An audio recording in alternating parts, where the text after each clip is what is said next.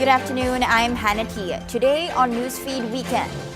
PAGCOR, or the Philippine Amusement and Gaming Corporation, will follow any regulation that may be passed into law amid a string of proposed bills that is aimed to curb online gambling in the Philippines.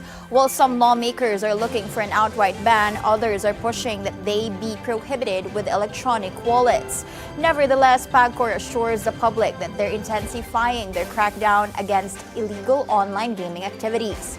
The CICC, or the Cybercrime Investigation and Coordinating Center, earlier said they're working with both PAGCOR and the Philippine Charity Sweepstakes Office so as to take down illegal gambling sites. CICC Deputy Executive Director Renato Paraiso also said the government will also go after influencers who are seen promoting illegal gambling platforms.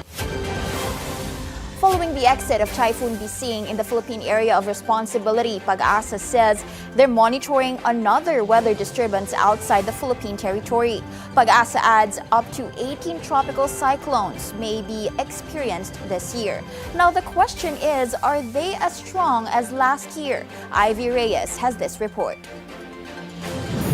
After Typhoon Bising's exit out of the Philippine Area of Responsibility, State Weather Bureau PAGASA confirmed that the Philippines is expecting at most 18 tropical cyclones this year. According to PAGASA Deputy Administrator for Research and Development Dr. Marcelito Villafuerte, typhoons this year will not be as intense as the previous year. Despite this, he cautioned Filipinos to avoid going lax and to always prepare in case of emergencies. Meanwhile, Villafuerte shared how PAGASA improved their weather forecasts.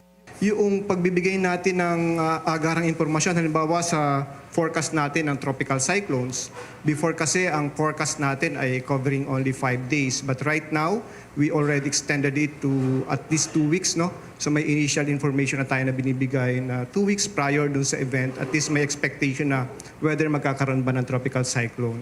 Villafuerte also warned of a more serious climate concern.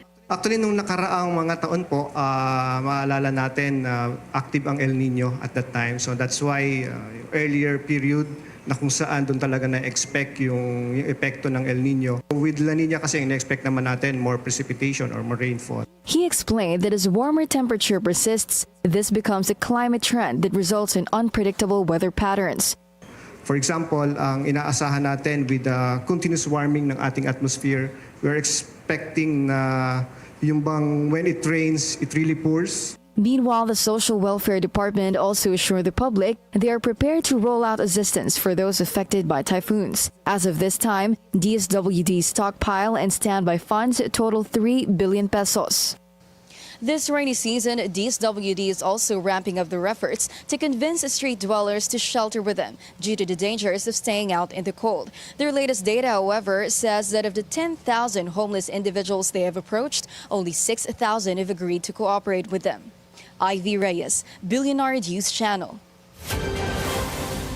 Senator Mark Villar denies any involvement in the surge of joint venture deals secured by Prime Water Infrastructure Corporation during his time as Public Works Secretary.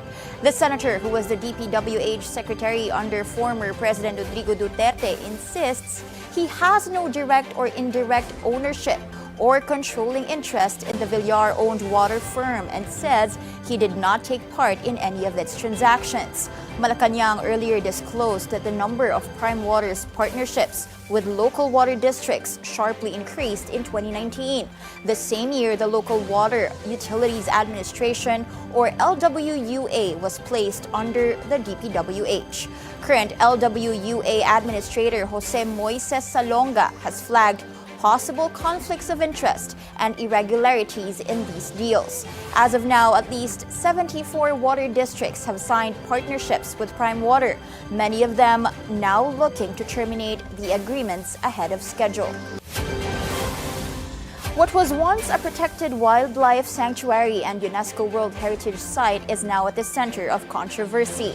Davao del Norte board member and former Igacos Mayor Al David Uy posted satellite images showing widespread land damage near Mount Hamiguitan, allegedly caused by renewed mining operations. Uy called on environmental group Eco Teneo to intervene and warned that the site is a habitat of the endangered Philippine eagle. The mining linked to Australasia Link and Hallmark Mining Corporations was shut down in 2017 under then DNR Secretary Gina Lopez, but reportedly resumed in 2019. Advocacy groups are now calling for accountability and urging authorities to enforce protections under the writ of kalikasan. Good news, 8 months after a groundbreaking event with President Bongbong Marcos Jr., the Meralco Terra solar project, which was built on a 3,500-hectare land spanning the provinces of Nueva Ecija and Bulacan, is expected to go live in 2027. Once completed, the 200 billion peso solar farm is expected to power more than 2 million households. It's expected to be the biggest in the country. And those are the news this hour. I'm Hannah T. Stay tuned for the latest updates with George Cahiles at Agenda Weekend later at 6 o'clock, only here on the Billionario News Channel. Good afternoon.